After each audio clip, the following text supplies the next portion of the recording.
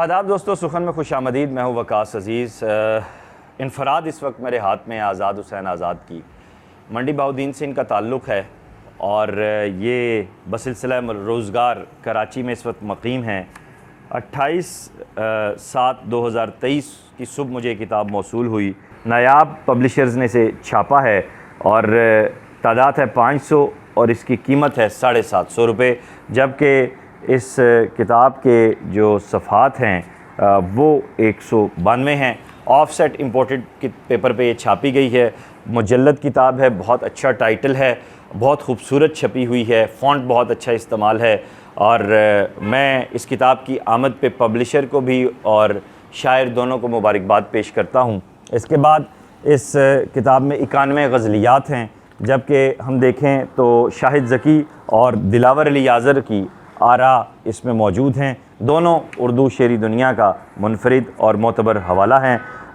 आगाज़ नात और मनक़बत से हो रहा है।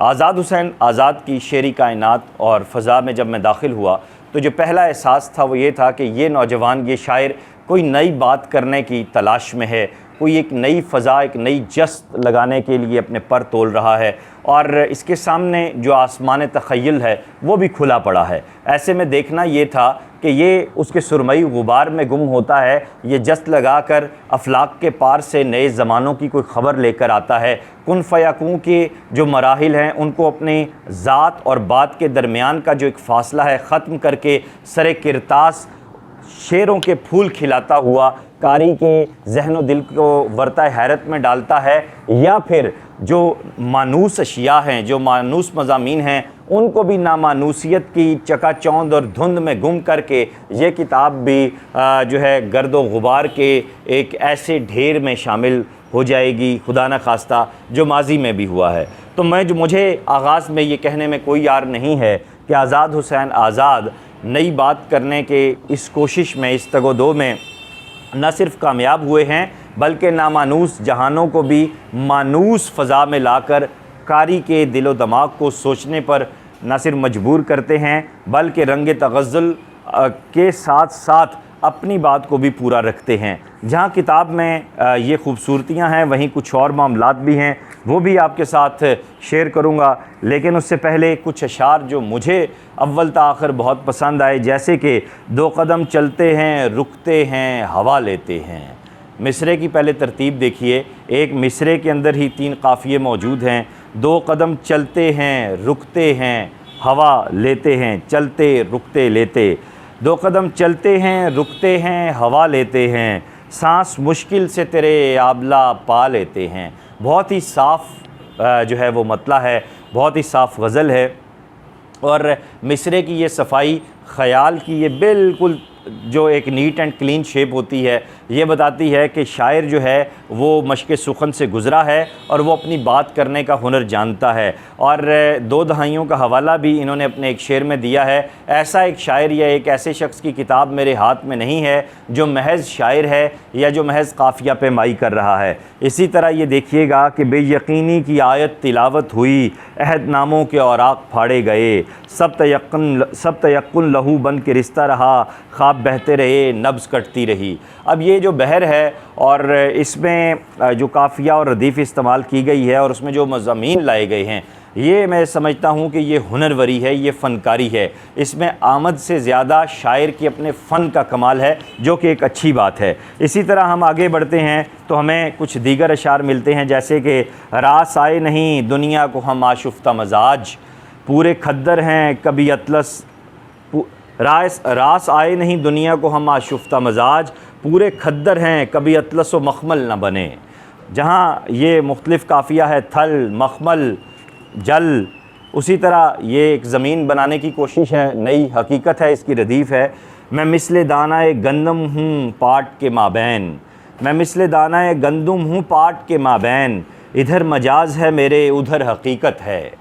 अब ये यहाँ पे रदीफ़ पूरे स्वभाव के साथ, रचाव के साथ, अच्छाई के साथ आई है और एक ऐसा शेर सामने नज़र आया है जो उर्दू गज़ल की रिवायत को सरवतमंद कर रहा है। अब कलीशे है एक रदीफ़ जिसने मुझे चौंकाया और मुझे लगा कि शायद ये मुश्किल होगा, लेकिन बड़ी सहूलत से निभा गए।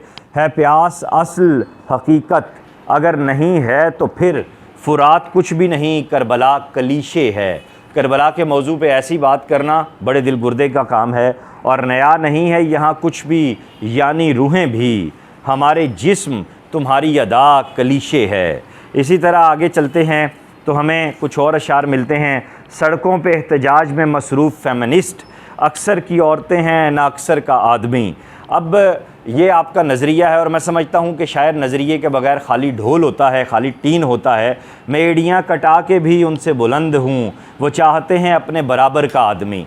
ये बिल्कुल वाज़े बात है। मुझे बहुत अच्छा लगा यार, मुझे बहुत अच्छा लगा आज़ाद हुसैन आज़ाद कि आपने पूरे नज़रिए के साथ बात सामने रखी। या आपने सिर्फ गुलो बुलबुल की बात नहीं की, या आपने हुस्न अदा की बात नहीं की, आपने शऊर की बात की है। आपने बताया है अपने पढ़ने वाले को कि यार आज का तख्लीकार, आज का नौजवान लिखने वाला अपना नज़रिया, अपना एक शऊर रखता है, वो अपनी बात सामने रखता है और उसके नज़दीक सिर्फ मुशायरा, फेसबुक के लाइक्स या वाह वाह या तालियां या नारे ये अहमियत नहीं रखते।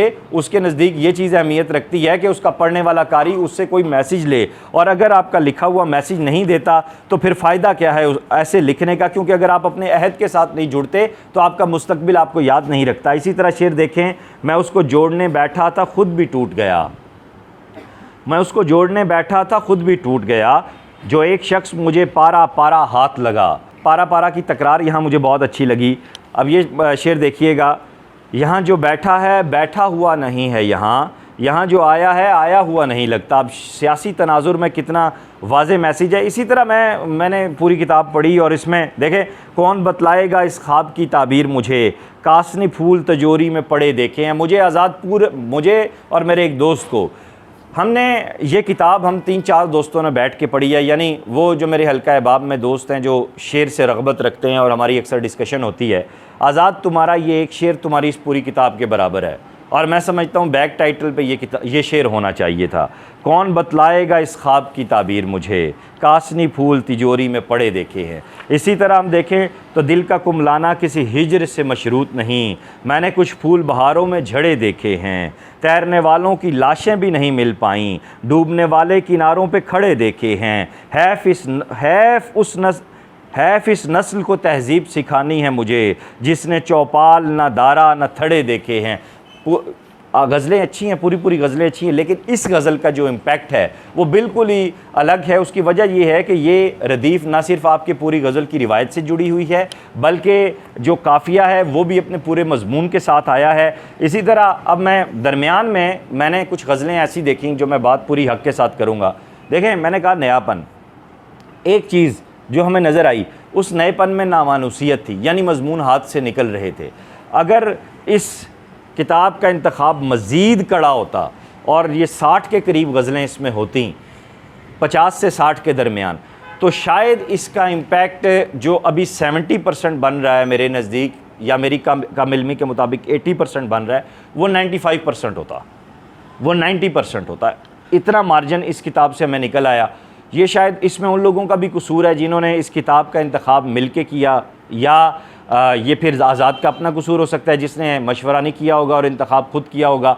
हर लिखने वाले को अपनी बात तो अच्छी लगती है। मैं भी अपनी किताब अगर लाऊंगा तो मैं कहूँगा मेरी सारी गज़लें उसमें हों, लेकिन ऐसे में दोस्त किस काम आते हैं? वो जो नेक नीयत दोस्त हों, आपका कड़ा इंतखाब करते हैं ताकि आपका कहा हुआ जो अर्करेज़ी है वो आवाम के सामने आए और बात आगे बने। उसके बावजूद ये किताब अपना पूरा तासुर बना रही है। ये किताब आज़ाद हुसैन आज़ाद के नए शेरी इम्कानात में, फिर लफ्ज़ इस्तेमाल कर रहा हूँ, नए शेरी इम्कानात और उनकी बाजियाफ्त करती है।